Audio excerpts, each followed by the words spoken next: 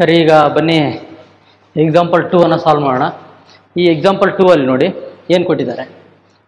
Find the zeros of the quadratic polynomial X square plus 7x plus 10 and verify the relationship between the zeros and the coefficients. Okay, first ಏನು ಮಾಡಬೇಕು, ಇಲ್ಲಿ ಕೊಟ್ಟಿರ್ತಕ್ಕಂಥ expression ಯಾವ type ನೋಡಬೇಕು, ಆ type ನೋಡಿದ ನಂತರ ಅದರ ಝೀರೋಸನ್ನು ಫೈಂಡ್ ಮಾಡಬೇಕು. ಓಕೆ, ಅದರ ಝೀರೋಸನ್ನು ಫೈಂಡ್ ಮಾಡಬೇಕು. ನೆಕ್ಸ್ಟು ಝೀರೋಸನ್ನು ಫೈಂಡ್ ಮಾಡಿದ ನಂತರ relationship between zeros and coefficients. Okay, we have to verify the relationship between zeros and the coefficients. Okay, ಈಗ ಫಸ್ಟ್ ನೋಡಿದಾಗ ವಿಚ್ ಟೈಪ್, ಕ್ವಾಡ್ರಾಟಿಕ್ ಟೈಪ್ ಅದನ್ನು ನೋಡ್ತಾ ಇದ್ರೆ ಗೊತ್ತಾಗ್ತಾ ಇದೆ. ಇಲ್ಲಿ ಕೊಟ್ಟಿರ್ತಕ್ಕಂಥ ಎಕ್ಸ್ಪ್ರೆಷನ್ ಏನಿದೆ ಕ್ವಾಡ್ರಾಟಿಕ್ ಟೈಪ್ ಇದೆ. ಸೊ ಕೊಟ್ಟಿರ್ತಕ್ಕಂಥ ಎಕ್ಸ್ಪ್ರೆಷನ್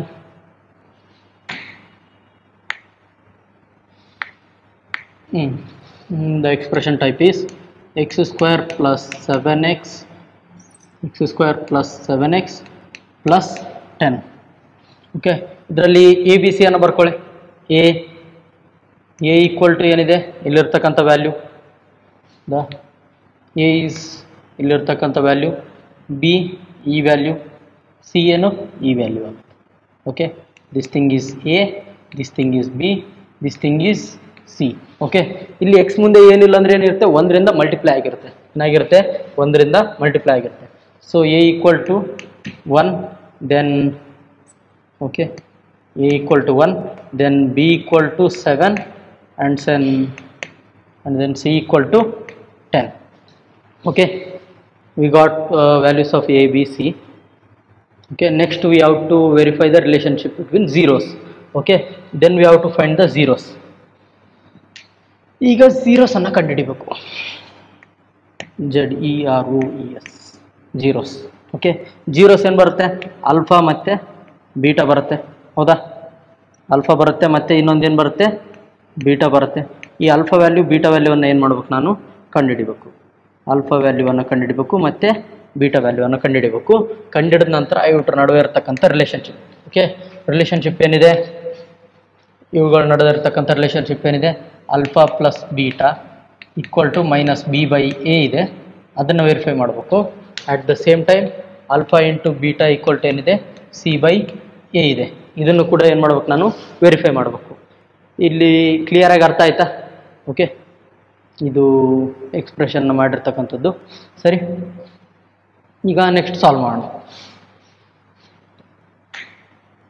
ಸಾಲ್ವ್ ಮಾಡೋದಕ್ಕೆ ನೋಡಿ, ಫಸ್ಟು ಎಕ್ಸ್ಪ್ರೆಷನ್ನ ತೊಗೊಳ್ತೀನಿ. X square plus 7x plus 10 equal to 0. Okay, equal to 0 ಯಾಕೆ ಇಟ್ಕೊಂಡೆ ನಾನು? ಈಕ್ವಲ್ ಟು 0 ಯಾಕೆ ಇಟ್ಕೊಂಡೆ? Because I have to find the zeros of the quadratic polynomial.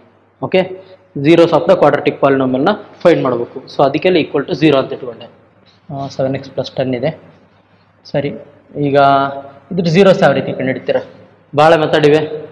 Sridharacharya formula ಹಾಕಿದ್ರೂ ಬಂದ್ಬಿಡುತ್ತೆ. ಮತ್ತು ಈಗ ಕ್ವಾಡ್ರಾಟಿಕ್ ಫಾರ್ಮುಲಾ ಇದನ್ನು ಡೈರೆಕ್ಟಾಗಿ ಏನು ಮಾಡ್ಬೋದು, ಸ್ಪ್ಲಿಟಿಂಗ್ ದ ಮಿಡಲ್ ಟರ್ಮ್ಲೆ ಮಾಡ್ಬೋದು. ಸ್ಪ್ಲಿಟಿಂಗ್ ದ ಮಿಡಲ್ ಟರ್ಮ್ಲೆ ಮಾಡ್ಬೋದು.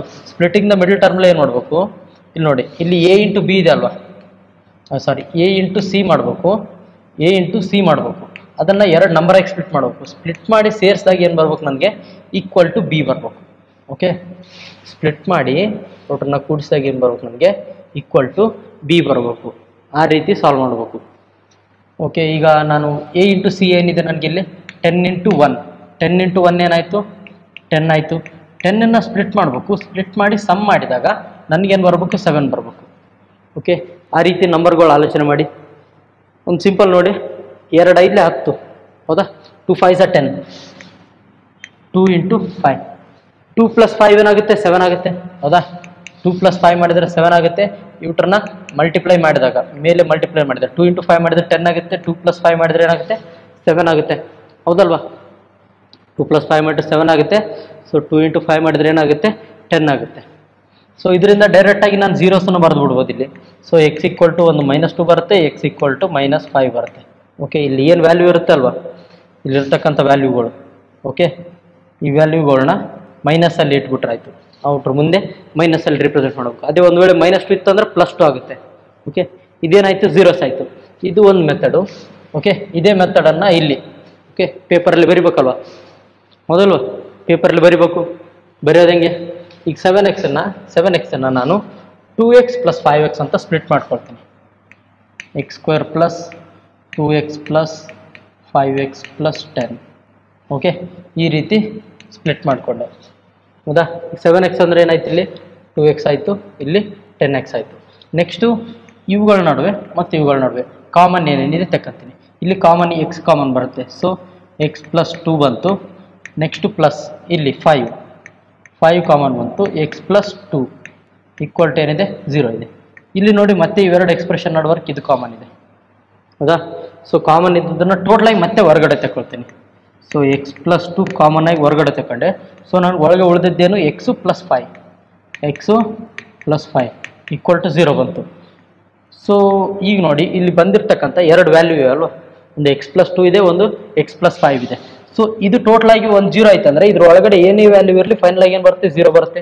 ಒಂದು ವೇಳೆ ಇದು 0 ಆಯ್ತು ಅಂದರೆ ಇದ್ರ ಜೊತೆ ಇಲ್ಲಿ ವ್ಯಾಲ್ಯೂ ಏನೇ ಇರಲಿ ಈ ಕಡೆ ಏನು ಬರುತ್ತೆ, ನನಗೆ 0 ಬರುತ್ತೆ. ಸೊ ಎರಡು ಪಾಸಿಬಿಲಿಟೀಸ್ ಇವೆ. ಎಕ್ಸ್ ಪ್ಲಸ್ 2 ಈಕ್ವಲ್ ಟು 0 ಇರಬೇಕು, ಅಥವಾ ಎಕ್ಸ್ ಪ್ಲಸ್ 5 ಈಕ್ವಲ್ ಟು ಏನಿರಬೇಕು, 0 ಇರಬೇಕು. ಸೊ ನಾನೀಗ ಇದನ್ನು ಸಾಲ್ವ್ ಮಾಡಿದಾಗ ಏನು ಬರುತ್ತೆ, ಎಕ್ಸ್ ಈಕ್ವಲ್ ಟು -2 ಬಂತು. ಓಕೆ, ಇಲ್ಲಿ ಎಕ್ಸ್ ಈಕ್ವಲ್ ಟು ಏನು ಬಂತು, -5 ಬಂತು. ಹೌದಾ ಇಲ್ವಾ? ನೋಡಿ, ಸಾಲ್ವ್ ಮಾಡಿದ್ರೂ ಇದೇ ಬಂತು, ಇಲ್ಲಿ ಮಾಡಿದ್ರು ಇದೇ ಬಂತು. ಓಕೆ, ಅಂದರೆ X value -2, X value -5, X value -2, X value -5 ಬಂತು. ಈ ರೀತಿ ಈಸಿಯಾಗಿ ಸಾಲ್ವ್ ಮಾಡ್ಬೋದು. ಓಕೆ, ಇದನ್ನ ಏನಂತಾರೆ ಅಂದರೆ splitting the middle term method ಅಂತಾರೆ. ಓಕೆ, ಏನಿದು splitting the middle term method. Okay, ಇದು ಕ್ವಾಡ್ರಾಟಿಕ್ ಇಕ್ವೇಷನ್ ಚಾಪ್ಟರ್ಲಿ ಕಲಿತೀರ ನೀವು ಕ್ಲಿಯರಾಗಿ. ಓಕೆ ಸರಿ, ಈಗ ನನಗೆ ಏನು ಬಂತು, ಎಕ್ಸ್ ವ್ಯಾಲ್ಯೂ 2 ಬಂತು, ಎಕ್ಸ್ ವ್ಯಾಲ್ಯೂ -5 ಬಂತು. ಸೊ ಇವೇನು zeros of my, these are the zeros of my equation. Okay, -2 and -5 are the zeros of my equation. So alpha equal to ಏನು ತೊಗೊಳ್ತೀನಿ ನಾನು, -2 ಅಂತ ತೊಗೊಳ್ತೀನಿ, ಬೀಟಾ ಈಕ್ವಲ್ ಟು -5 ಅಂತ ತೊಗೊಳ್ತೀನಿ. ಓಕೆ, -5 ಅಂತ ತೊಗೊಂಡೆ. ಸೊ ಈಗ ಆಲ್ಫಾ ಪ್ಲಸ್ ಬೀಟಾ ಮಾಡಬೇಕು. ಆಲ್ಫಾ ಏನಿದೆ -2 ಪ್ಲಸ್ ಬೀಟಾ ಏನಿದೆ -5. ಓಕೆ, ಈಕ್ವಲ್ ಟು ಮೈನಸ್ ಅಲ್ಲಿ ಮೈನಸ್ ಬಿ ಏನಿದೆ 7 ಡಿವೈಡ್ ಬೈ ಎ ಏನಿದೆ 1. ಓಕೆನಾ? ಈಗ ನೋಡಿ -2 ಪ್ಲಸ್ ಇಂಟು ಮೈನಸ್ ಏನಾಗುತ್ತೆ, -5 ಈಕ್ವಲ್ ಟು -7 ಡಿವೈಡ್ ಬೈ 1 ಅಂದರೆ -7 ಏನೇ. ಈಗ -2 -5. ಓಕೆ, ನಿಮ್ಮ ಹತ್ರ 2 ರೂಪಾಯಿ ಕಳೆದಿತ್ತು, ಮತ್ತು 5 ರೂಪಾಯಿ ಕಳ್ಕೊಂಡ್ರಿ. ಸೊ ಟೋಟಲಾಗಿ ಎಷ್ಟು ಕಳ್ದಂಗಾಯಿತು, -7. ಹೌದಾ? ಅಂದರೆ 7 ಏನಾಯಿತು, ಕಳ್ದಂಗಾಯಿತು. So -7 equal to -7. ಓಕೆ, ಇದೇನಾಯಿತು, first relationship verified. First relationship verified.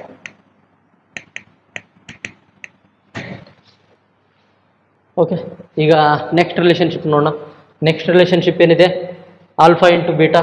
Alpha value -2, beta value -5 equal to c value ಏನಿದೆ 10 ಇದೆ, 10 ಸಿ ವ್ಯಾಲ್ಯೂ ಏನಿದೆ 10 ಡಿವೈಡ್ ಬೈ ಎ ವ್ಯಾಲ್ಯೂ ಏನಿದೆ 1 ಬಂತು. ಸೊ ಫೈನಲ್ ಆಗಿ 2 ಇಂಟು 5 10 ಆಯಿತು. ಮೈನಸ್ ಇಂಟು ಮೈನಸ್ ಏನಾಗುತ್ತೆ, ಮೈನಸ್ ಇಂಟು ಮೈನಸ್ ಏನಾಗುತ್ತೆ, ಪ್ಲಸ್ ಆಗುತ್ತೆ. ಸೊ +10 ಈಕ್ವಲ್ ಟು ಇಲ್ಲೇನಿದೆ 10 ಇದೆ. So 10 equal to 10. So second relationship also